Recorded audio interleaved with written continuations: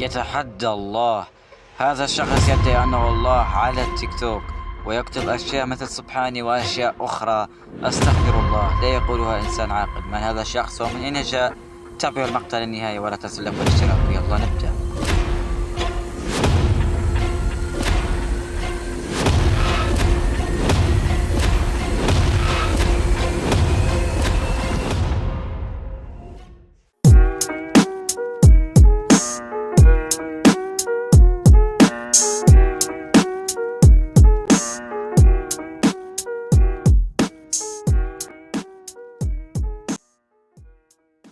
هذا الرجل من دولة إيجيبت أو مصر باللغة العربية.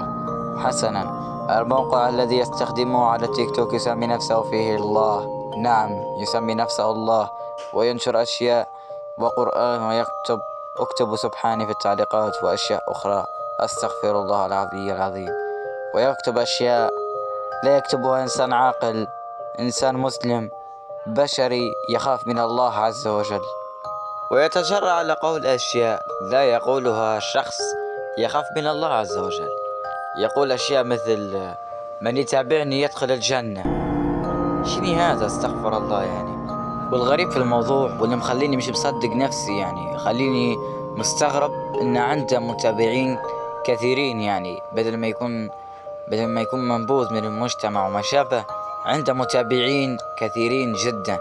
خذ لك يعني على سبيل المثال، أنا أقوم بنشر محتويات عن ماينكرافت وأنا قراني فيديوهات مضحكة وفيديوهات تعليمية وأشياء أخرى، أشياء جيدة يعني للمتابعة والمشاهدة يعني. ولكن هذا عدد المشتركين اللي عندي.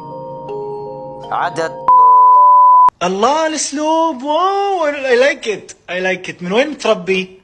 امانه نبي باكج تربيه اللي انت تربيتها.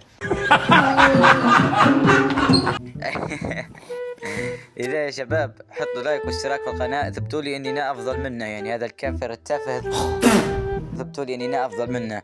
اللي اشرك بالله يا ريت اشرك شيء ثاني، اشرك نفسه، يعني اشرك نفسه بعبادة الله عز وجل. لذلك اثبتوا لي اني انا افضل منه وحطوا لايك واشتراك في القناة. خلونا نوصل 100,000 مشترك بنهاية عام 2024. بالرغم من ان عددكم قليل جدا ولكنكم غاليون كثيرا علي وانا احبكم كثيرا. أحب شكر عبد القادر وجميع من يكتب لي في التعليقات أشياء جميلة. شكرا جزيلا، شكرا جدا يعني. وبالمناسبة المقطع القادم الذي سأنشره سيكون إجابة عن جميع أسئلتكم والأشياء التي كتبتموها في التعليقات. إذا من عنده سؤال فليكتب لي في التعليقات وسأجيب عنه في الحلقة القادمة. ومع السلامة وكل عام وأنتم بخير.